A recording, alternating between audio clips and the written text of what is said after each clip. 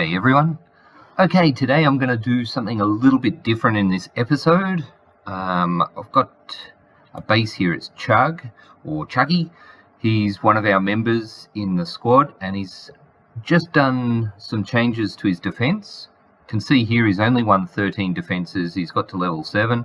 Probably rushed up there a bit quick, I would say, based on the fact he's only done 188 attacks. 13 defenses isn't a lot for a level 7 base. But maybe he got up there a bit quick and now he's getting rolled on a regular basis. He, as I said, he's done some changes to it recently, so I'm going to jump in and have a look at it.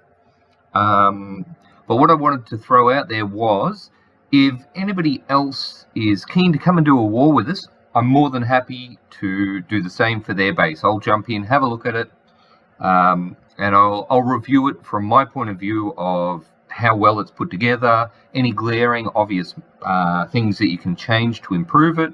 Got to remember that your base can't do everything, so you have to decide what you want your base to do for you. Do you want it to get you lots of crates by winning hero defenses? Do you want it to win you defenses against players who come and attack your base? Do you want it to just hold on to resources so you can upgrade faster? Do you want to focus on winning wars and making your base much tougher to take out in wars? Those things aren't always mutually inclusive. So what you've got to do is you've got to figure out what the priority of your base is, and sometimes maybe it's more than one of those things. Maybe you want to be tough in wars and tough for players to come and hit you. Try and pick up some free defenses. I personally love to win defenses when people come to my bases.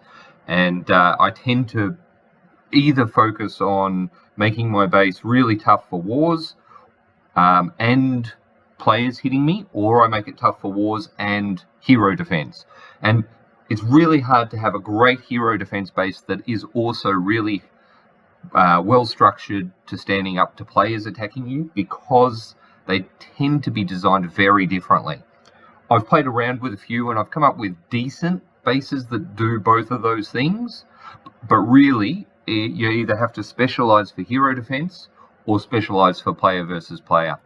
So let's jump in and have a look at it. I haven't had a look at it yet since he's updated it, and we'll see what he's done. Okay, I see some good improvements here, and the basis is pretty solid, but there are some issues, and by the looks of it, he's going for a player versus player defense. This isn't really designed for hero defense. Might pick up some 2-star defenses, maybe 1-star. The elephant in the room there is that squad center, which is only level 4 for a level 7 base. That's a big problem. Got to get that upgraded. So that would be absolutely my priority. And behind that would be the turrets, because they look quite low. So we've got a 6, but then there's 4, 6, 5, 5, 6, 5, 6. So yeah, there's a 3. Whoa.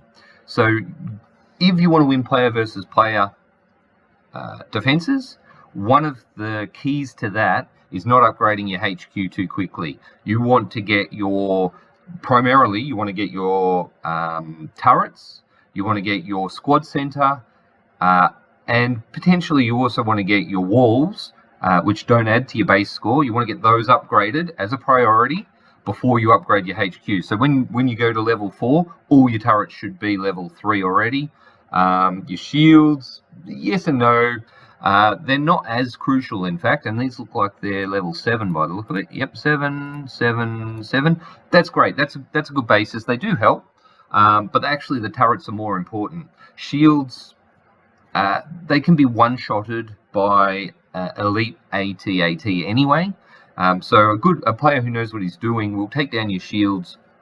If a level 7 player is coming to hit this base, he's going to bring a level 7 elite ATAT, for example, and it's not going to have any problems with your shields. It wouldn't matter if they were level 3, level 5, level 7. Doesn't really matter. Now, the big issues here, again, as I say, is the squad center is low, but also the fact, if you have a look at the position of the squad center, it's only under 1 shield.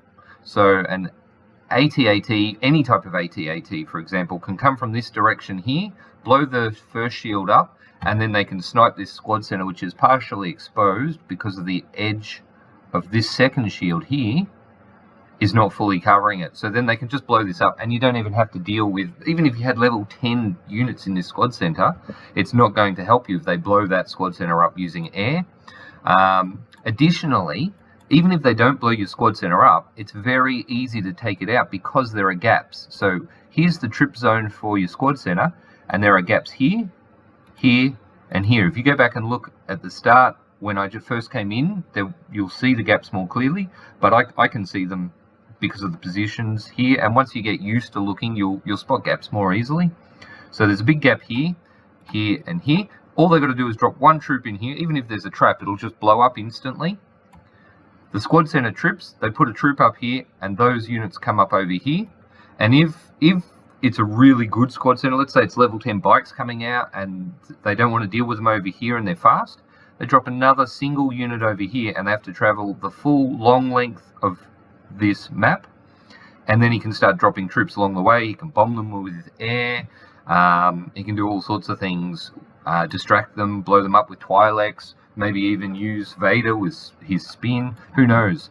But it's just too easy to manipulate the outcome because they have so many options. Okay, that's player versus player. Now, Chuggie also said he wanted primarily to make his base tough for wars. So here's my level 7. You can see that I've got 2 shields fully over the squad center. And the drop zones, I've got no gaps in my base. So if you have a look at the base, there is nowhere that they can drop in. In fact, if I move something, you can see the layout. There are no gaps at all. They have to drop on the outside and work their way in, which makes it much more likely that they're going to trip my squad center, or they just don't get to choose the matchups of what they fight. Now, I've actually moved a few things on purpose here to try and make it obvious the way that I'm setting up my war defense. So you can see that the 2 shields here, this is probably where they're going to come in through with an ATAT. This burst is good, but the other burst is not there. So these traps, people who put the traps like this, probably not going to do anything for you. So what you want to do is figure out the most likely place, assuming that they don't blow them up with a Vanguard, the most likely place they can do lots of work for you. So I'm not going to try and figure out where they're going to drop their AT-AT. They could drop it at the top there to go for that first shield. They could drop it at the bottom to go for the second one. Instead, what I'm going to work out, I'm going to take advantage of their pathing and put the traps in a clump where they will go to target the second shield, so that it doesn't matter where they drop it. So if we can work that out, if you have a look at where the shields are, wherever they target the first shield, they then have to take 2 steps in to get the second shield. So let's have a look again.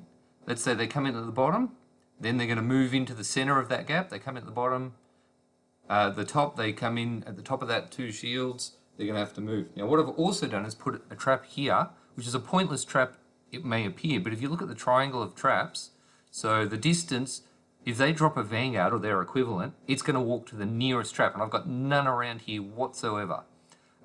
So if you work out a triangle, about here is the point, so anywhere from around here to there, their Vanguard is going to walk in. And what I've also done is I have absolutely no turrets here. So you can see no turrets there, so they'll actually walk into that trip zone unencumbered and set off my squad center. And if you have a look where that trip zone is, they're going to walk in here before they get targeted by any turrets. They're going to set off my squad center while they thought that they were going to blow it up with an AT-AT by sniping the 2 shields and blowing it up with air. Their Vanguard's going to walk on in. Look at that trip zone there. If they drop up the top, they're coming in. So I'm actually going to move that top trap as well. So I wouldn't actually put that there. I put it here because I've only got so many traps. At level 7, if a level 9 or 10 attacks me, the traps aren't going to kill them unless I am too clever for them and they do something silly. So what I'm going to do is I'm going to figure out the triangle again of the traps. You know, if I move just slightly past, so anywhere from around here to about here, if they drop a Vanguard or their equivalent, it's called a shock trooper, anywhere there, it's going to walk in and set off very likely to set off my squad center. And especially if I blow up their AT-AT. So get the pathing right. Let's get those traps set up all in a nice clump there, and I've got one there, but now these turrets are wrong. You can see that this is too far back. If I move it up here, it's kind of in range, but it's not really perfect for an ATAT, and it's not quick enough to kill. So what I want there is a rocket turret. So I'm going to swap these turrets around. I'm going to assume they're attacking from the left. If they attack from anywhere else, they're likely to trip my squad center, and then I get those level 10 units, hopefully level 10 units from my squad center into play, and then I'll probably win. If I blow up their ATAT, I'll probably win. So I'm giving myself the maximum chance of defending this base, and I'm getting the combination of turrets right. I'm taking advantage of pathing, knowing what they're likely to attack with, and I'm also taking advantage of how the pathing on their shock trooper or our vanguard works. So that's my level 7 war base. It works brilliantly. Feel free to copy it and like and subscribe.